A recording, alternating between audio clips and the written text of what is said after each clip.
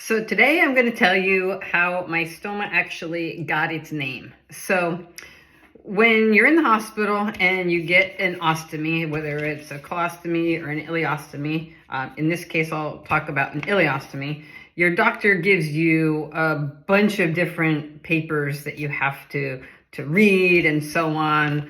Everything from a food reference chart tells you different foods that produce gas or odor or could cause obstructions and that kind of thing. Different foods that are good to eat, foods you shouldn't eat, and things that you can just have in moderation. What else they give you is this ileostomy output record. So most people sit on a toilet and go to the bathroom, and since we don't do that anymore, everything that comes out is called output. We don't poop anymore like everybody else. It's a little bit fancier, so everything is called output. So from the time you get out of the hospital and you're home and up until your first follow-up appointment with the doctor and the stoma nurse, they want you to keep a record of how much output you have on the different days and the times of the day and how many cc's. So they give you a record that looks like this.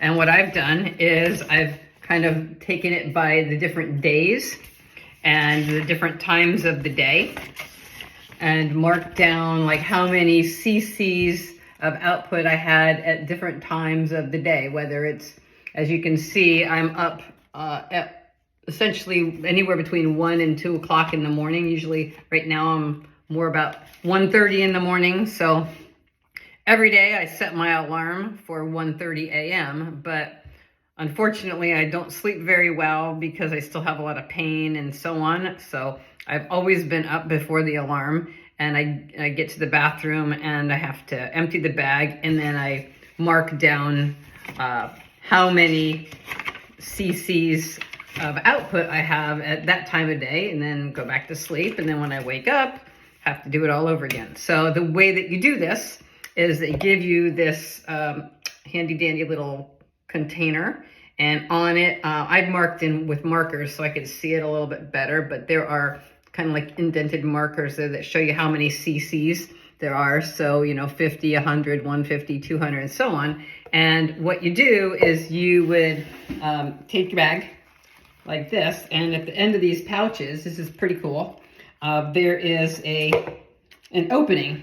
So this is just Velcro, and when you open it up, then you can just kind of pour it into here, and then it measures it for you, and then you just tuck it back up, put it back in, and then you go back to sleep or do whatever you're doing during the day. But you measure it like this. So as you can see from my times of the day, my stoma is pretty much active in the middle of the night.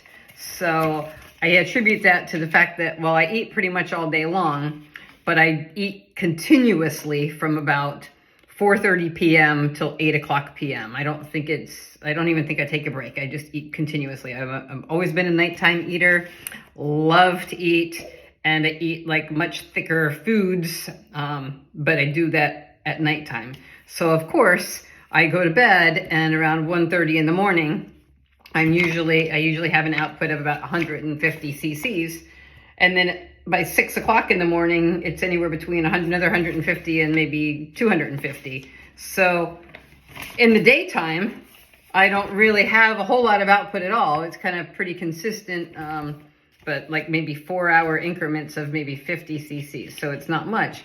So because I'm pretty much nocturnal, this stoma is nocturnal, her name is Luna. So my stoma's name is Luna, and that's how she got her name, because she likes to be active at night. And if you kind of go on Google, you will find that people have crazy names for their stomas, all sorts of funny things, which are really kind of comical and neat to read. But anyways, that's the story of how Luna got her name. And I'm always trying to find some humor in this, and to, I don't know, just to make light of my new situation, which as awkward and unusual and different as it is so much better than my old situation. So, got to do what we got to do, right? So, hope you're having a great day. Stay optimistic.